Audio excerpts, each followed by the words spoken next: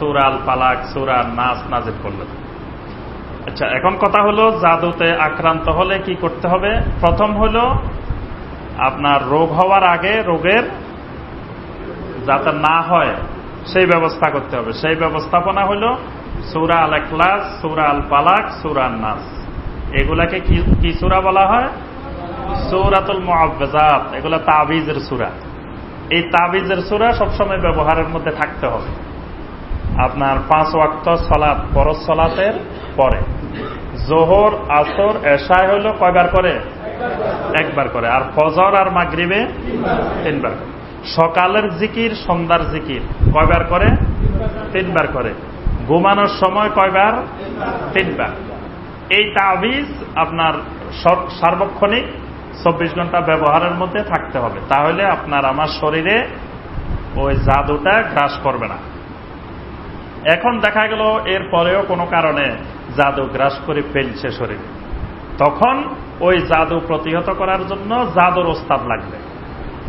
সমস্যা হলো আমাদের সমাজে যারা জাদুর ওস্তাদ এরা বেশিরভাগই বেদাতি, মানে জাদু প্রতিহত করার জন্য তাবিজ দেয়, জাদু প্রতিহত করার জন্য বিভিন্ন ধরনের ভেলকিবাজির আশ্রয় নেয়। আরেকটা জিনিস হলো আমাদের দেশের মানুষের মনস্তাত্ত্বিক একটা রোগ। কোনো অসুখ হইলে, কিছু হইলে সবার আগে বলে যে আমার তো জাদু করছে। এটা মানসিক রোগ, যে দেখা গেছে এমনি অসুখ হয়েছে, হয়তো ওষুধ খাইছে 10 দিন 15 দিন ভালো হচ্ছে না, 1 মাস ভালো হচ্ছে না, তো তখন এবারে সন্দেহ করে বসে যে আমাকে জাদু করছে। এখন জাদু তোমাকে কি করবে? জাদু করা কি এত সহজ? মানুষ মনে করে যে এই জাদু করা মনে হয় একবারে সহজ। জাদু করা এত সহজ বিষয় না। জাদু করতে জানেন এরকম লোকে তো আমাদের দেশে নাই। জাদু করবেটাকে বুঝতে পারছেন? জাদু কিন্তু খুব কঠিন জিনিস, জটিল জিনিস। জাদুর উপরে অনার্স করতে হয়, মাস্টার্স করতে হয়, পিএইচডি করতে হয়। আপনার ভারতের অনেক ইউনিভার্সিটি আছে, এটাতে জাদুর উপরে অনার্স আছে, মাস্টার্স আছে, পিএইচডি আছে। আমাদের দেশে তো একটা লোক নাই জাদুর উপরে পিএইচডি করছে বাংলাদেশে। অথচ বাংলাদেশের হাজার হাজার মানুষের নাকি প্রতিদিন খালি জাদু করে। এগুলা হলো বাংলাদেশের মানুষের মানসিক রোগ। আসলে এগুলা কেউ তাদেরকে জাদু করে না। জাদু করার লোকে নাই বাংলাদেশে। আমরা জাদু করবে কি? জাদু এত সহজ। খালি আপনি কাগজ একটা লিখে দিলে বা মুদ্রার কাপড় একটু দিলে, সাদা কাপড় একটু দিলে, পাথর একটু দিলে কি জাদু হয়ে যায়? জাদু খুবই জটিল এবং খুবই কঠিন জিনিস। এটা করা যেমন জটিল, এটা প্রতিহত করাও জটিল। বুঝতে পারছেন? তা আমাদের দেশের মানুষের রোগ হলো মানসিক রোগ। তো দেখা যায় একজনের কাছে যায়, বলে যে ভাই আমার তো জাদু করছে। তো ওই যিনি ওখানে চিকিৎসা করতে বসতেন উনি হলেন আরেক বেলকিবাজ। উনি মনে করেন ফাইসি রোগী, তার মানসিক রোগ। উনিও বুঝতে পারে যে এটা মানসিক রোগ।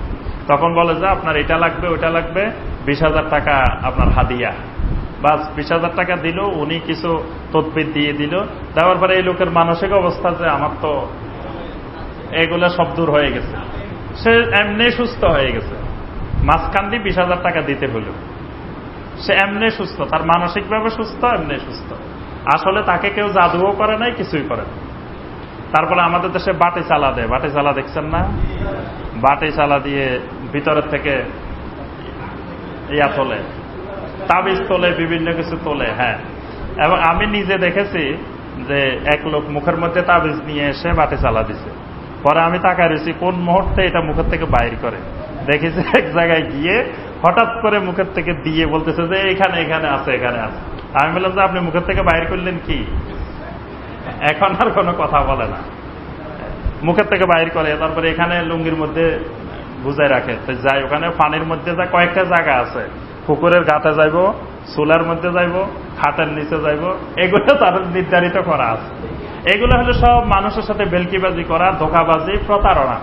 ধোকাবাজি, প্রতারণা করে মানুষের থেকে কিছু টাকা হাতিয়ে নেওয়া। মানুষের মানসিক রোগ সারানোর জন্য এই জাতীয় প্রতারণার আশ্রয় নেওয়া হয়। আরেকটা হলো বেশিরভাগ জটিলতা যেটা আমাদের দেশে, সেটা হলো স্বামী স্ত্রীর ঝগড়া। স্বামী স্ত্রীর একটু ঝগড়া হইলেই তখন স্ত্রী দৌড় মারে, স্বামীকে কিছু করতে হবে, মিল মহব্বতের তাবিজ দরকার। এই ব্যবসা হলো সবচেয়ে রমরমা ব্যবসা আমাদের দেশে। কেউ কোনো হুজুর যদি বসে বসে মিল মহব্বতের তাবিজ লিখতে পারে, তাহলে এটার মতো ব্যবসা আর বাংলাদেশের দ্বিতীয় কোনোটা নাই, যে মিল মহব্বতের ব্যবসা। পৃথিবীতে এমন কোন স্বামী স্ত্রী নাই যে স্বামী স্ত্রীর মধ্যে কোনোদিন ঝগড়া হয় নাই, মতবিরোধ হয় নাই। এইরকম স্বামী স্ত্রী মনে হয় আল্লাহর জমিনে নাই। এটা হবে, এটা হওয়াটাই স্বাভাবিক।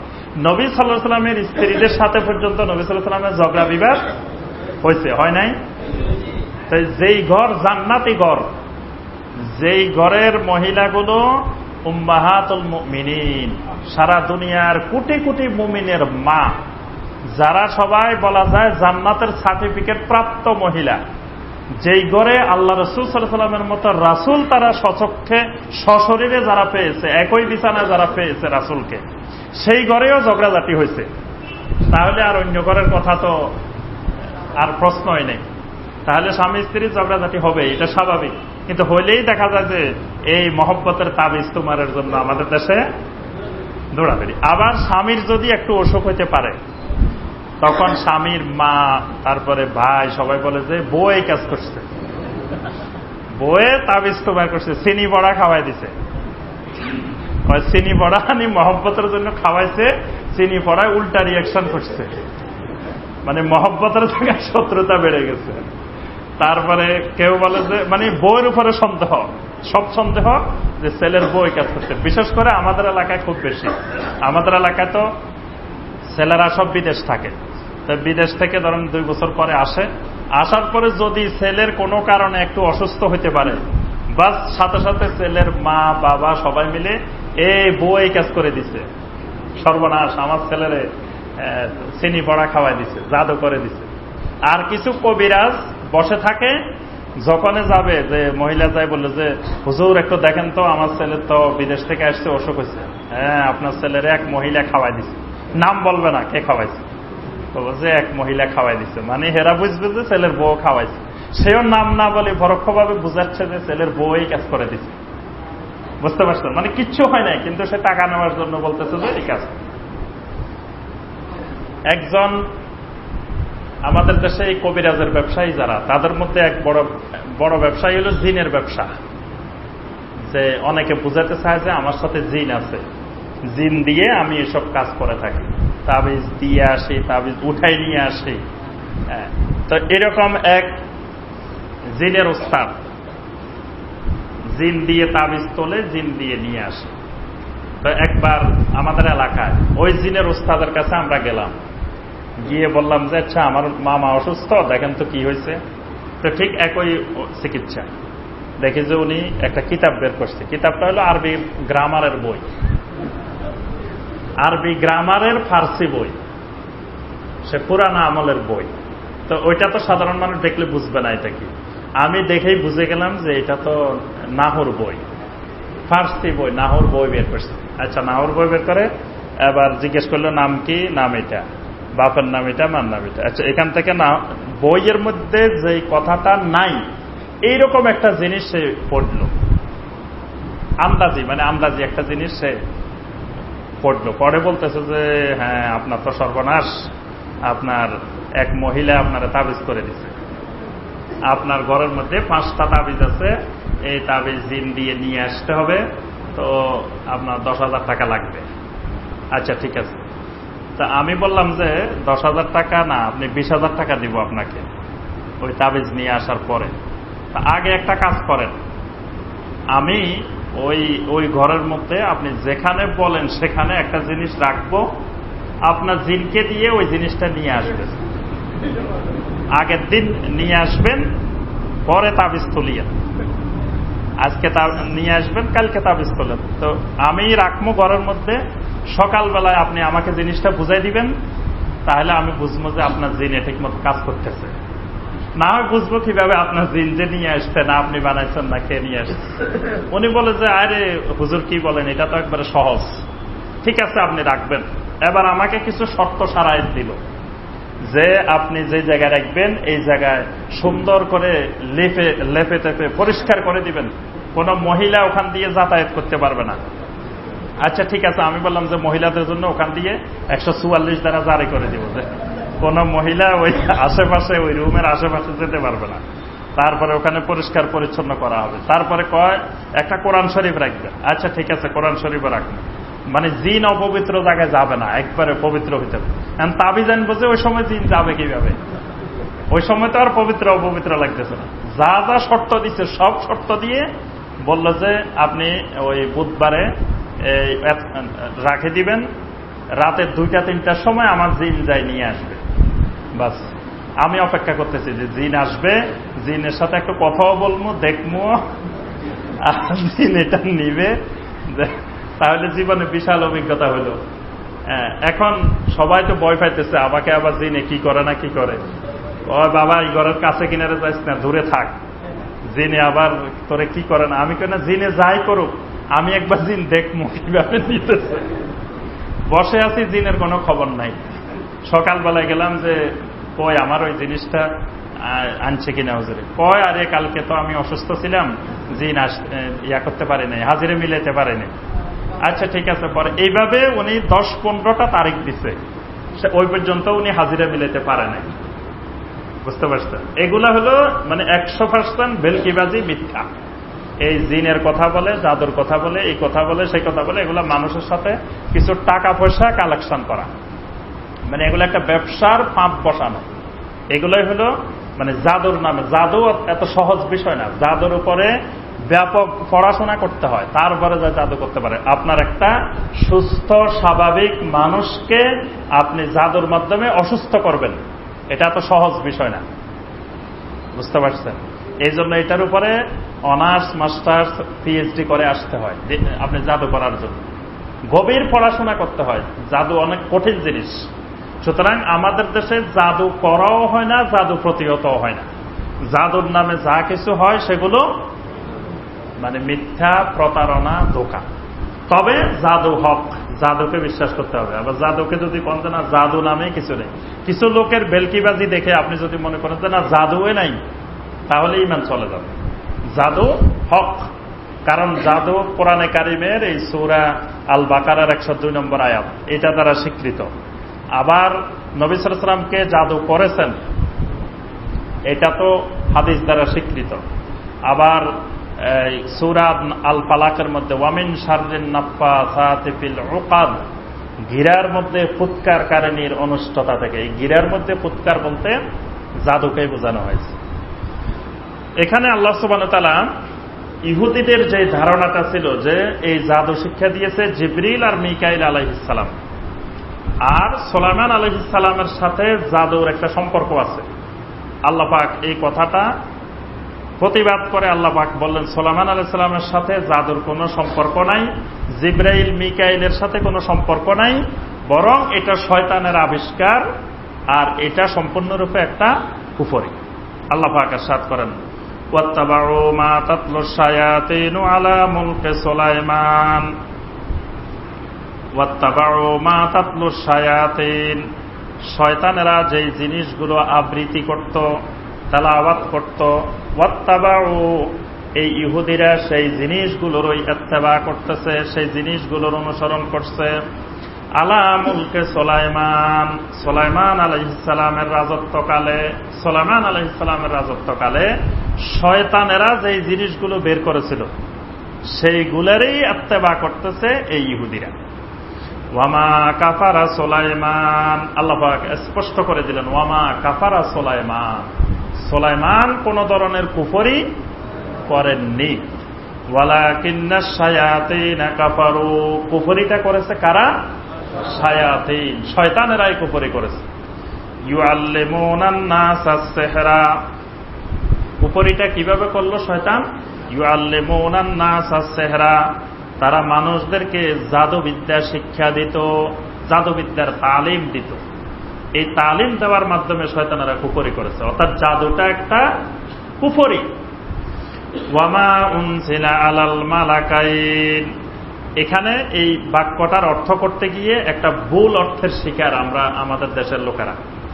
তাফসিরে তবারি, তাফসিরে কুরতুবী, তাফসিরে ইবনে কাসির, সকল তাফসিরে বলা হয়েছে এখানে ওয়ামা উনজিলা আলাল মালাকাইন, এই বাক্যটার সম্পর্ক হবে ওয়ামা কাফারা সুলাইমান, মানে বাক্যটা হবে এইভাবে ওয়ামা কাফারা সুলাইমান, ওয়ামা উনজিলা আলাল মালাকাইন, অর্থাৎ সুলাইমান আলাইহিস সালাম কোনো কুফরি করেননি, আর ওই দুই ফেরেশতার উপরে আল্লাহ পাক কোনো জাদু নাজিল করেননি। ওই দুই ফেরেশতা মানে কে কে? জিবরাইল আর মিকাইল। বিবাবিল হারুত ওয়া মারুত, এই বাক্যটার সম্পর্ক হবে ইউআল্লিমুনান নাস আস-সিহরা বিবাবিল হারুত ওয়া মারুত। মানে আরবি ব্যাকরণের নিয়ম অনুযায়ী এরকম আগে পরে হওয়ার অনেকগুলো বিধিবিধান আছে, ওই বিধিবিধান অনুযায়ী বাক্যটা মিলবে এইভাবে, ইউআল্লিমুনান নাস আস-সিহরা, তারা দুনিয়ার মানুষদেরকে জাদু শিক্ষা দিত। বিবাবেলা কোথায়? বাবেল শহরে। বাবেল শহর কোথায়? ইরাক, বেবিলন নগরী, ইরাকের প্রাচীন বেবিলন সভ্যতা, এই বেবিলন নগরীতে তারা জাদু শিক্ষা দিত। হারুত ওয়া মারুত, হারুত এবং মারুত নামে দুই ব্যক্তি, এরা ফেরেশতা না। একদিন আমরা এখানে তাফসিরে বলছিলাম যে আল্লাহ পাক কোরআনে কারিমে কয়জন ফেরেশতার নাম উল্লেখ করেছেন? 3 জন, জিবরিল, মিকাইল, আরেকজন হলো মালেক। তো তখন এক ভাই জিজ্ঞাসা করছিল যে হারুত মারুত দুইজনের নাম আছে না, এটা জিজ্ঞাসা করছিল। হারুত এবং মারুত এই দুইটা ফেরেশতার নাম না, এই দুইটা হলো দুজন ব্যক্তির নাম, মানুষের নাম। ওই মানুষগুলা বেবিলন শহরে মানুষদেরকে জাদু শিখাইত।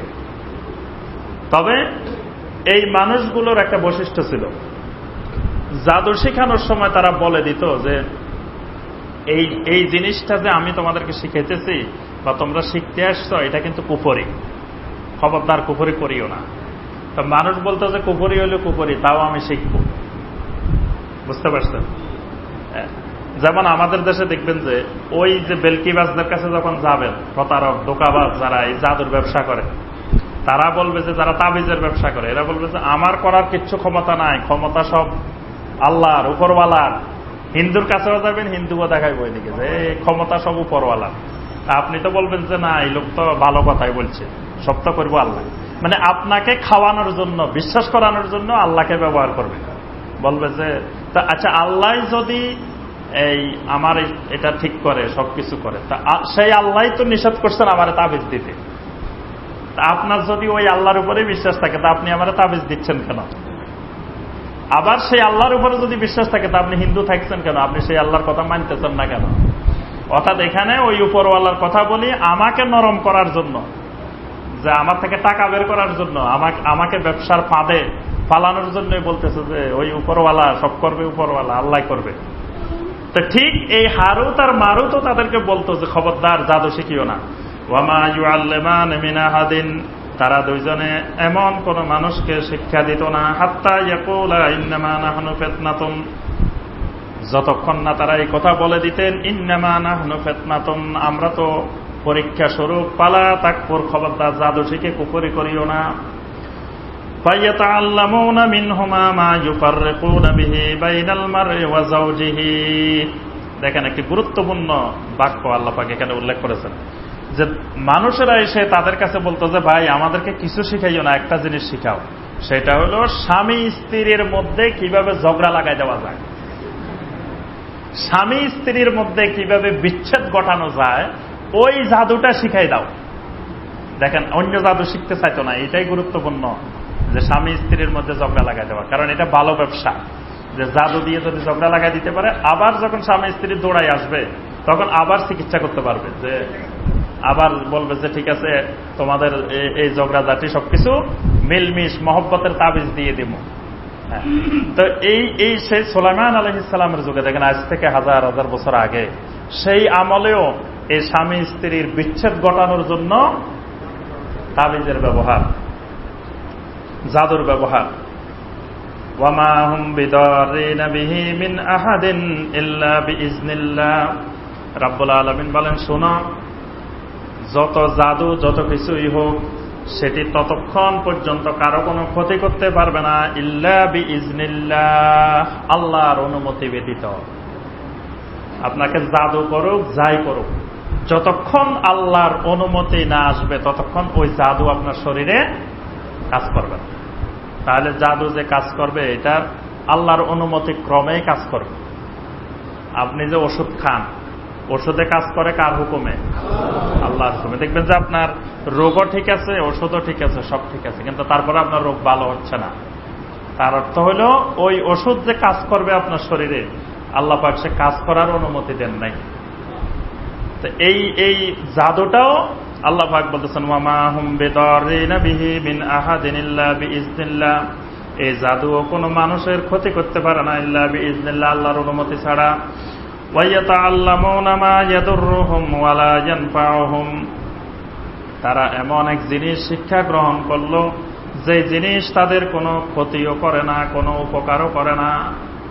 আবার কেউ কেউ বলছেন যে এখানে প্রথম মাটা হবে মানে নফি হবে না, মা ইয়াদুররুহুম, যে জিনিস তাদেরকে শুধু ক্ষতি করে, ওয়ালা ইয়ানফাউহুম, যেটা তাদের কোনো উপকারে লাগে না।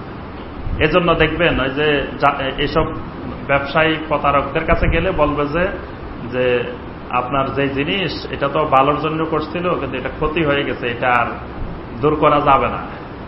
মানে করা সহজ, কিন্তু এটা দূর করা অনেক কঠিন। আপনাকে ভয় লাগাইব যে এটা অনেক কঠিন কাজ, কিন্তু করে দেওয়া তো এটা সহজ।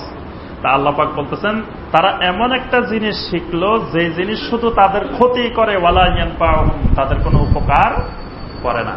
ওয়ালাকাদ আলিমু লামান ইশতারাহু মা লাহু ফিল আখিরাতি মিন খালাক, তারা এই কথাও নিশ্চিতভাবে জেনে নিল যে আখিরাতে তাদের জন্য কোনো অংশ, কোনো কিছু আল্লাহর কাছে নাই।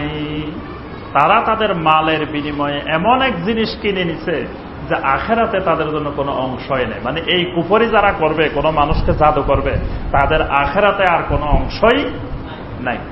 ওয়ালা বিইসা মা শারাউ বিহি আনফুসাহুম লাউ কানু ইয়ালামুন, রব্বুল আলামিন বলেন তারা নিজেদের জন্য যে জিনিস কিনে নিল এটা কতই না খারাপ জিনিস, যদি তারা জানতো, যদি তাদের ইলম থাকতো। ওয়ালাউ আন্নাহুম আমানু ওয়াত্তাকাউ লামাসুবাতুম মিন ইনদিল্লাহি খায়র লাউ কানু ইয়ালামুন, যদি তারা এই কুফরির পথ ছেড়ে দিয়ে ঈমান আনতো আর তাকওয়ার পথ অবলম্বন করত, লামাসুবাতুম মিন ইনদিল্লাহি খায়র, তাহলে আল্লাহর পক্ষ থেকে তাদের জন্য অনেক কল্যাণ নিহিত ছিল। লাউ কানু ইয়ালামুন, যদি তারা জানতো। এরপরে আল্লাহ পাক ইহুদিদের আরেকটি ধোঁকাবাজি সম্পর্কে আলোচনা করতেছেন জাদুর পরে। সেটি হলো তারা নবী সাল্লাল্লাহু আলাইহি ওয়াসাল্লামের কাছে এসে বিভিন্ন সময় নবী সাল্লাল্লাহু আলাইহি ওয়াসাল্লামকে মানে কথার ফাঁক দিয়ে, যাতে নবী সাল্লাল্লাহু আলাইহি ওয়াসাল্লাম বুঝতে না পারেন, এইভাবে নবী সাল্লাল্লাহু আলাইহি ওয়াসাল্লামকে অপমান করার জন্য চেষ্টা করত। আরবি ভাষায় একটি শব্দ আছে উনজুর না, মানে আপনি কোনো কথা বুঝতেছেন না, তখন বললেন যে উনজুর না, মানে আমাদের দিকে একটু নজর দেন, মানে আমি একটা কথা বলতে চাই, একটা বিশেষ প্রশ্ন করতে চাই, এরকম বলার জন্য আরবিতে নিয়ম হলো উনজুর না। তো ইহুদিরা এসে উনজুর না বলতো না, বলতো রাইনা। রাইনও একই অর্থ, মানে রাইনা অর্থ হলো যে আমাদের দিকে একটু খেয়াল দেন, আমার কথাটা শুনেন। তারা কি করত, ওই যে তাদেরকে আল্লাহ বলছিলেন হেত্তা বলার জন্য, তারা বলছিল কি হেন্তা। তো এখানে তারা নবী সাল্লাল্লাহু আলাইহি ওয়াসাল্লামের কাছে এসে নবী সাল্লাল্লাহু আলাইহি ওয়াসাল্লামকে বারবার খালি বলতো কি রাইনা রাইনা, মানে শব্দটা হলো রাইনা। তো তারা একটা ইয়া লাগাই দিত, ইয়া লাগাই দিয়ে বলতো রাইনা। রাইনা মানে হে আমাদের রাখাল, নাউজুবিল্লাহ। নবী সাল্লাল্লাহু আলাইহি ওয়াসাল্লামকে ওই রাইনার জায়গায় রাইনা বলতো, মানে নবী সাল্লাল্লাহু আলাইহি ওয়াসাল্লামকে সম্মান না করে অপমান করত। তো নবী সাল্লাল্লাহু আলাইহি ওয়াসাল্লাম শুনতে পারলেও নবী সাল্লাল্লাহু আলাইহি ওয়াসাল্লাম কোনো প্রতিবাদ করতেন না। কিন্তু যেই নবীকে যিনি পাঠিয়েছেন, ওই রাসূলকে কে পাঠিয়েছেন? আল্লাহ সুবহানাহু ওয়া তাআলা। এজন্য রাসূলকে কোনো কিছু অপমান করলে নবী সাল্লাল্লাহু আলাইহি ওয়াসাল্লাম সেটার প্রতিবাদ করতেন না, প্রতিবাদটা করতেন কে? আল্লাহ রাব্বুল আলামিন, সুবহানাল্লাহ। কারণ আল্লাহ তো তাকে পাঠিয়েছেন। তার যে অপমান, তার যে কথাবার্তা শুনতে হচ্ছে, তার যে অত্যাচার, এটা কার জন্য? আল্লাহর জন্য। এজন্য আল্লাহই এটার প্রতিবাদ করতেন যে খবরদার, ইয়া আইয়ুহাল্লাযীনা আমানু লা তাকুলু রাইনা, হে ঈমানদারগণ খবরদার, রাইনা শব্দের উচ্চারণে বন্ধ করে দাও। আমার রাসূলকে কেউ আর রাইনা বলতে পারবা না। মানে যে রাইনার সুযোগে তোমরা ওই যে আমার রাসূলকে অপমান করবা, এই সুযোগেই বন্ধ। মুমিনেরাও বলতে পারবা না, অন্য কেউ বলতে পারবে না। ওয়াকুল উনজুরনা, তোমরা বলবা কি উনজুরনা, ওয়াসমাউ, আর বলবা যে ওয়াসমাউ, অর্থাৎ তোমরা ভালো করে শোনো, অথবা তোমরা নবী সাল্লাল্লাহু আলাইহি ওয়াসাল্লামকে বলবা যে হে রাসূল আমাদের কথাটা আপনি একটু ভালো করে শুনেন। ওয়ালিল কাফিরিনা আযাবুন আলীম, আর যে সকল কাফেরেরা আমার রাসূলকে অপমান করবে তাদের জন্য আযাবুন আলীম, কঠিন বেদনাদায়ক আযাবের ব্যবস্থা আছে। মা ইয়াওয়াদ্দুল্লাযীনা কাফারু মিন আহলিল কিতাবি ওয়ালাল মুশরিকিনা আন ইউনাজ্জালা আলাইকুম মিন খায়রিম মির রাব্বিকুম। ইহুদি এবং নাসারারা নবী সাল্লাল্লাহু আলাইহি ওয়াসাল্লামের সাথে শত্রুতা করার মূল যে কারণ সেটি হল নবী সাল্লাল্লাহু আলাইহি ওয়াসাল্লাম ইহুদিদের মধ্য থেকে আসলেন না কেন। নবী সাল্লাল্লাহু আলাইহি ওয়াসাল্লাম নবী আসবেন ভালো কথা, তো উনি ইহুদিদের মধ্যে তো সব নবী আসছে। আপনি ইব্রাহিম আলাইহিস সালাম থেকে হিসাব নিয়ে দেখেন, যত নবীর কথা কোরআনে আছে এরা সবাই তো ইহুদিদের মধ্য থেকে আসছে। তো তাদের ধারণা যে যেহেতু সব নবী ইহুদিদের মধ্য থেকে আসছে, শেষ নবী মুহাম্মদ রাসূলুল্লাহ সাল্লাল্লাহু আলাইহি ওয়াসাল্লাম তিনিও আসবেন আমাদের মধ্য থেকে। এখন আল্লাহ পাক তাদের মধ্য থেকে পাঠাইলেন না, তো এটা কি রাসূলের দোষ? এখন তারা এই হিংসায়, প্রতিহিংসা, বাগিয়াম বাইনাহুম, যে তাদের মধ্য থেকে, তাদের দল থেকে, তাদের গ্রুপ থেকে আসলো না কেন, এই হিংসায় তারা নবী সাল্লাল্লাহু আলাইহি ওয়াসাল্লামের বিরুদ্ধে লেগে গেল। কিয়ামতের আগে মাহদী আলাইহিস সালাম আসবেন। মাহদী আসবেন না? যে মাহদী কোন দল থেকে আসবেন? হ্যাঁ, উনি কোন মাযহাবের অনুসারী হবেন? হ্যাঁ, তো দেখা গেল যে ইমাম মাহদী আসলেন, উনি শাফি মাযহাব থেকে এসে গেল, তো তখন আমাদের অবস্থা কি হবে? আমরা তো বলবো যে তিনি আমাদের মাযহাবে আসলো না কেন? আল্লাহ পাক মাহাদি পাঠাইবো ভালো কথা, তো উনি হানাফি মাযহাব থেকে তো পাঠাইবো। ওই দিন একজন বয়ানের মধ্যে বলতেছে যে আল্লাহ পাক নাকি মাহাদিরেও হানাফি মাযহাব থেকে পাঠাইব। হ্যাঁ, যে মাহাদিও নাকি হানাফি মাযহাব থেকে আসবে। তা এখন আচ্ছা, হানাফি মাযহাব থেকে আসলে তো ভালো কথা, আলহামদুলিল্লাহ। এখন আসলো না, ধরেন আসে গেল মালিকি মাযহাব থেকে, তো তখন কি হবে? হ্যাঁ, তখন তো আমরা মেনে নিব না, বলবো যে উনি তো রাফুল ইয়াদাইন করে, উনি তো রাফাদানি। দেখা গেল যে মাহাদি আসলো, মাহাদি রাফুল ইয়াদাইন করে, তা আমরা তো কম যে উনি তো রাফাদানি, উনি তো আমাদের দলের বাহিরে। তারপরে উনি দেখা গেল যে মাহাদি আসলো, উনি জোরে আমিন বলে, হ্যাঁ, তখন তো আবার সর্বনাশ।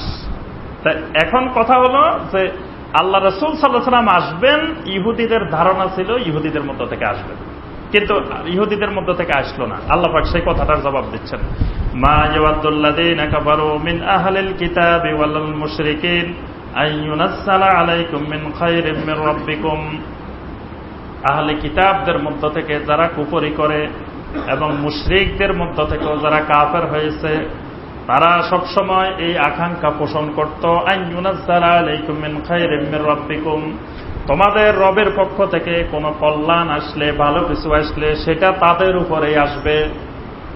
ওয়াল্লাহু ইয়াখতাসসু বিরহমাতিহি মান ইয়াশা, কিন্তু আল্লাহ পাক কাকে আল্লাহর রহমত দিয়ে নির্দিষ্ট করবেন এটা তো আল্লাহর ইচ্ছা।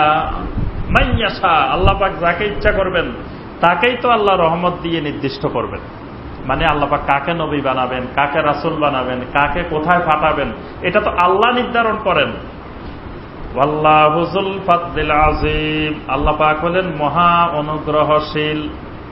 এখন মানে ইহুদিদের, মুশরিকদের যেই রাগ যে নবী সাল্লাল্লাহু আলাইহি ওয়াসাল্লাম তাদের মধ্য থেকে আসলো না কেন, তা আল্লাহ পাক বলতেছেন তিনি কোথা থেকে আসবেন, কোন বংশ থেকে আসবেন, এটা তো আল্লাহু ইয়াখতাসসু বিরহমাতিহি মান ইয়াশা, আল্লাহর রহমত আল্লাহ কাকে দিবেন এটা আল্লাহ ঠিক করেন। কোরআনে কারীমের কিছু বিধান নাসেখ এবং মানসুখ আছে। নাসেখ এবং মানসুখ, নাসেখ মানসুখ শরীয়তের একটি গুরুত্বপূর্ণ বিধান। দেখা গেছে অনেকগুলো আয়াত আল্লাহ সুবহানাহু ওয়া তাআলা প্রথমে নাজিল করেছেন, পরবর্তীতে আল্লাহ পাক ওই আয়াতের হুকুমটা রহিত করে দিয়েছেন। আয়াত আছে কিন্তু আয়াতের হুকুম নেই। আবার অনেক আয়াতও কোরআনের মধ্যে নাই কিন্তু আয়াতের হুকুম আছে। কোরআনে কারিমে অনেক আয়াত আছে কিন্তু আয়াতের হুকুম রহিত হয়ে গেছে। আবার আয়াত নাই কিন্তু আয়াতের হুকুম আছে। আবার অনেকগুলো হাদিস নবী সাল্লাল্লাহু আলাইহি ওয়াসাল্লাম প্রথম দিকে আপনার একরকম বলছেন, পরবর্তীতে শেষ দিকে গিয়ে নবী সাল্লাল্লাহু আলাইহি ওয়াসাল্লাম আরেক রকম বলছেন।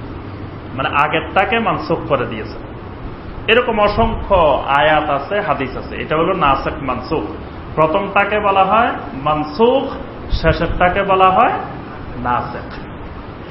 তো তখন ইহুদিদের মধ্যে প্রশ্ন দেখা দিল যে যদি আল্লাহ সুবহানাহু ওয়া তাআলা শরীয়তের বিধান প্রবর্তন করেন, একবার একটা নাজিল করেন, কয়দিন পরে আবার সেটা বাদ দিয়ে দেন, তো এইটা কি? আল্লাহ পাক যদি শরীয়তের বিধান দেন তো এটা তো পার্মানেন্ট, স্থায়ী হবে। এটা স্থায়ী না হয় এরকম হয় কেন? তা আল্লাহ পাক এটার জবাব দিচ্ছেন যে কেন তিনি নাসিখ মানসুখ করেন। কোরআনে কারিমের একটি আয়াত আছে, ফাকতুলুল মুশরিকিনা হাইসু ওয়াজাদতুমুহুম, মুশরিকদেরকে যেখানে পাও সেখানে হত্যা করো। এই হুকুম কি এখন প্রযোজ্য আছে? হ্যাঁ, এখন আপনি মুশরিককে যেখানে পাইবেন সেখানে মারবেন। পরবর্তীতে আল্লাহ পাক আরেকটি আয়াত নাযিল করেছেন, ওয়াকাতিলুল্লাযীনা ইউকাতিলুনাকুম ওয়ালা তা'তাদু ইন্নাল্লাহা লা ইউহিব্বুল মুতাদিন। আল্লাহ পাক বলেন ওয়াকাতিলুল্লাযীনা ইউকাতিলুনাকুম, তোমাদের সাথে যারা লড়াই করে সেই সকল মুশরিকদেরকে তোমরা হত্যা করো। এখানে আল্লাহ বলেছে আল্লাযীনা ইউকাতিলুনাকুম, যারা তোমাদের সাথে সামনাসামনি যুদ্ধ করতেছে তাদেরকে হত্যা করো। সব মুশরিককে হত্যা করা যাবে না। ওয়ালা তা'তাদু, তবে তাদেরকে হত্যা করার ব্যাপারে সীমা লঙ্ঘন করা যাবে না। অনেক নিয়ম নীতি সীমা আছে। তাহলে পরের আয়াত দিয়ে আগের আয়াত মানসুখ। আপনার কোরআনে কারিমের মধ্যে একটা আয়াত নাই, কিন্তু আয়াতটার হুকুম আছে। এই আয়াতটা কেউ জানেন? আশ-শাইখু ওয়াশ-শাইখাতু ইযা জানায়া ফারজুমুহুমা নাকালাম মিনাল্লাহ। এটা কোরআনে কারিমের একটা আয়াত, কিন্তু কোরআনের এই ভিতরে নাই। এটা হলো বিবাহিত ব্যক্তি, বিবাহিত নারী পুরুষ যদি জিনা করে, ব্যভিচার করে, তার শাস্তি কি হবে? আল্লাহ পাক বলেছেন ফারজুমুহুমা, তাদেরকে রজম করো। রজম মানে পাথর মেরে হত্যা করো। নাকালাম মিনাল্লাহ, আল্লাহর পক্ষ থেকে এটাই নির্ধারিত শাস্তি, এটাই আল্লাহর বিধান। এই আয়াতটা কোরআনের মধ্যে নাই, কিন্তু এটার হুকুম বলবৎ আছে। তারপরে নবী সাল্লাল্লাহু আলাইহি ওয়াসাল্লাম প্রথম দিকে কবর জিয়ারত করতে নিষেধ করে দিয়েছেন। বলছেন তো খবরদার কেউ কবর জিয়ারত করতে যাবে না, কবরের ধারে কাছেও যাবে না। কিন্তু নবী সাল্লাল্লাহু আলাইহি ওয়াসাল্লাম ইন্তেকালের আগে শেষ দিকে এসে বলছেন কুনতু নাহাইতুকুম আন জিয়ারাতিল কুবুর ইল্লা ফাজারুহা। নবী সাল্লাল্লাহু আলাইহি ওয়াসাল্লাম বলেছেন আমি তোমাদেরকে এতদিন পর্যন্ত কবর জিয়ারত করতে নিষেধ করেছিলাম, এখন ফাজুরুহা, এখন তোমরা কবর জিয়ারত করতে থাকো। তাহলে আগে কবর জিয়ারতের হাদিসগুলো এই হাদিস দ্বারা মানসুখ হয়ে গেছে। কথা বুঝতে পারছেন? কিন্তু ওই যেগুলো এখন বর্তমানে প্রচার করা হয় যে এটার দ্বারা এটা মানসুখ হয়েছে, মানসুখ হইলে সেটা স্পষ্ট দলিল থাকবে, সুস্পষ্ট হাদিস থাকবে, যে সেখানে বলা থাকবে যে রাফুল ইয়াদাইন আগে তোমরা করতা, এখন থেকে আর করিও না। নবী সাল্লাল্লাহু আলাইহি ওয়াসাল্লাম এরকম স্পষ্ট করে বলে দিবেন। যেটা মানসুখ হবে এটা নবী সাল্লাল্লাহু আলাইহি ওয়াসাল্লামের ইন্তেকালের পরে আর কেউ মানসুখ করতে পারে না। মানে যেটা নাসিখ মানসুখের পুরা বিধানটাই নবী সাল্লাল্লাহু আলাইহি ওয়াসাল্লামের জীবিতকালীন। নবী সাল্লাল্লাহু আলাইহি ওয়াসাল্লাম স্পষ্ট বলে দিবেন যে এটা এখন আর তোমরা করিও না, আগে তোমাদেরকে করতে বলছিলাম। যেমন নবী সাল্লাল্লাহু আলাইহি ওয়াসাল্লাম নিষেধ করছেন যখন সাহাবায়ে কেরাম সালাম ফিরাইতেন, সহিহ মুসলিমের হাদিস, এটা নবী সাল্লাল্লাহু আলাইহি ওয়াসাল্লাম করতেন প্রথম দিকে। সালাম ফেরানোর সময় আসসালামু আলাইকুম ওয়া রাহমাতুল্লাহ, আসসালামু আলাইকুম ওয়া রাহমাতুল্লাহ, হাত এখানে থাকতো না, এখান থেকে আপনার সালাম ফিরানোর সময় আসসালামু আলাইকুম ওয়া রাহমাতুল্লাহ, আসসালামু আলাইকুম ওয়া রাহমাতুল্লাহ। এটা ছিল সালাম ফিরানোর সিস্টেম। পরবর্তীতে নবী সাল্লাল্লাহু আলাইহি ওয়াসাল্লাম এটা নিষেধ করে দিয়েছেন। নবী সাল্লাল্লাহু আলাইহি ওয়াসাল্লাম বলছেন খবরদার, তোমাদেরকে আমি ঘোড়ার লেজের মতো হাত নাড়াইতে দেখি কেন? মানে নিষেধ করার পরেও কেন ঘোড়ার লেজের মতো এইভাবে করতেছ? এই হাদিসের আবার অনেকে অপব্যাখ্যা করে, অথচ সহিহ মুসলিমে এটা স্পষ্ট বলা আছে। একই অধ্যায়ে একসাথেই দুইটা হাদিস আছে। সেখানে প্রথম হাদিসে নবী সাল্লাল্লাহু আলাইহি ওয়াসাল্লাম বলছেন যে আমি তোমাদেরকে ঘোড়ার লেজের মতো হাত নাড়াইতে দেখি কেন, এইভাবে করো কেন? পরের হাদিসে বিস্তারিত ব্যাখ্যা করা হয়েছে যে আমরা প্রথম দিকে যখন সালাম বেরাইতাম তখন এরকম করতাম দুই হাত দিয়ে। পরবর্তীতে নবী সাল্লাল্লাহু আলাইহি ওয়াসাল্লাম আমাদেরকে নিষেধ করে দিয়েছে। তাহলে আপনার যেটা মানসুখ হবে সেটার মানসুখের হাদিস লাগবে, মানে নাসেখের হাদিস লাগবে। নাসেখ যে হয়েছে এটার সুস্পষ্ট দলিল লাগবে যে এই হাদিস দ্বারা স্পষ্টভাবে নবী সাল্লাল্লাহু আলাইহি ওয়াসাল্লাম এটা করতে নিষেধ করছেন। তো এখানে আল্লাহ পাক নাসেখ মানসুখের বিধান বর্ণনা করে আল্লাহ পাক বলতেছেন, মা নানসাখ মিন আয়াতিন আও নুনসিহা নাতি বিখাইরিম মিনহা আও মিসলিহা। আল্লাহ পাক বলেন, আমি যখন কোনো আয়াতকে মানসুখ করে দিই, রহিত করে দিই, আও নুনসিহা, অথবা সেই আয়াত সম্পর্কে তোমাদেরকে বলিয়ে দিই, বলিয়ে দেওয়ার অর্থ হলো সেই আয়াতের হুকুম রহিত করে দিই। নাতি বিখাইরিম মিনহা আও মিসলিহা, আমি তোমাদের জন্য তার থেকে আরো উত্তম আয়াত, উত্তম হুকুম তোমাদের জন্য নিয়ে আসি। আও মিসলিহা, অথবা তার মতো আরেকটি বিধান তোমাদের জন্য নিয়ে আসি। মানে মানসুখ হওয়ার অর্থ হলো যে আগে যে বিধানটা ছিল তার থেকে উত্তম বিধান তোমাদের জন্য নিয়ে আসা হয়, অথবা উত্তম না হইলেও কমপক্ষে ওইটার সমপরিমাণ তোমাদের জন্য নিয়ে আসা হয়।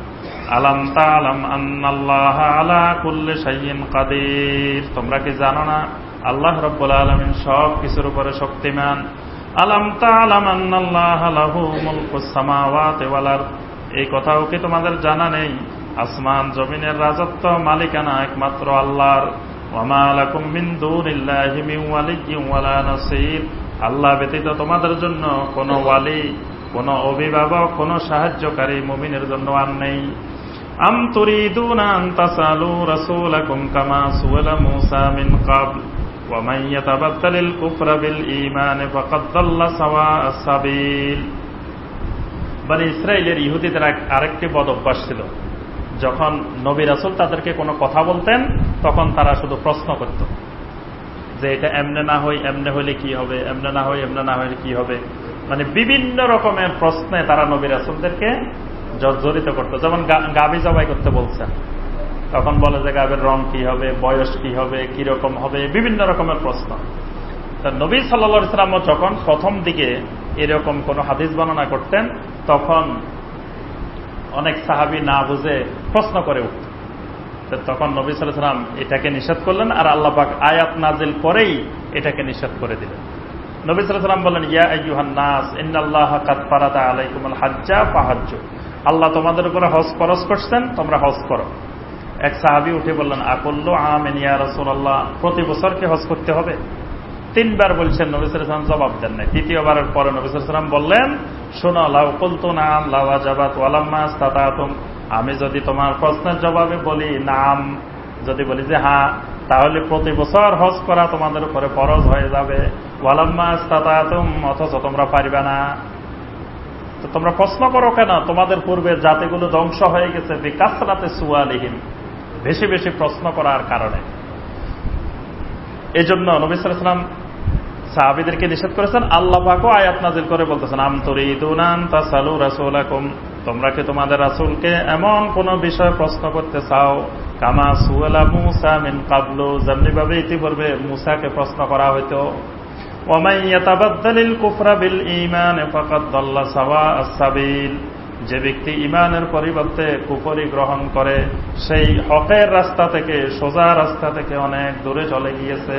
অর্থাৎ এরকম বেশি বেশি প্রশ্ন করলে তাহলে শেষ পর্যন্ত তোমাদেরকে হকের রাস্তা থেকে দূরে চলে যেতে হবে।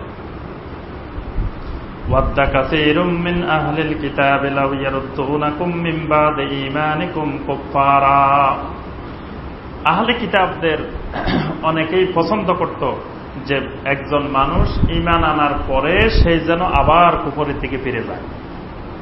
মানে যারা মুসলিম হয়ে গেছে তারা যেন মুসলিম হওয়ার পরেও আবার কুফরের দিকে ফিরে যায়। হাসাদাম মিন ইনদি আনফুসিহিম, আল্লাহ পাক বলেছেন এটার একমাত্র কারণ হিংসাবশত, যে সে মুসলিম হবে কেন, সে আবার আমার দলে, আমার গ্রুপে ফিরে আসুক। মিন বাদি মা তাবায়্যানা লাহুমুল হক, তাদের কাছে হক স্পষ্ট হয়ে যাওয়ার পরে। ফাফু ওয়াসফাহু হাত্তা ইয়াতি আল্লাহু বিআমরি, আল্লাহ পাক বলেন আল্লাহর নির্দেশ আসা পর্যন্ত ওই সকল আহলে কিতাবদেরকে ক্ষমা করে দাও। মানে ওই সকল আহলে কিতাবদের বিরুদ্ধে কোন ব্যবস্থা গ্রহণ করতে এখন যেও না, যতক্ষণ না আল্লাহর নির্দেশ আসে। ইন্নাল্লাহা আলা কুল্লি শাইইন কাদির, আল্লাহ পাক হলেন সর্বশক্তিমান। আল্লাহ পাক আমাদের সবাইকে কোরআনে কারীমের এই আয়াতগুলোর আলোকে আমল করার তৌফিক দান করুন। আল্লাহ পাক আমাদের সবাইকে সুন্নাহর উপরে, তাওহীদের উপরে ইস্তেকামত থাকার তৌফিক দান করুন। আমিন ইয়া রাব্বাল আলামিন। আসসালামু আলাইকুম ওয়া রাহমাতুল্লাহি ওয়া বারাকাতুহু। সুবহানাকাল্লাহুম্মা বিহামদিকা আশহাদু আল্লা ইলাহা ইল্লা আনতা আস্তাগফিরুকা ওয়া আতুবু ইলাইক।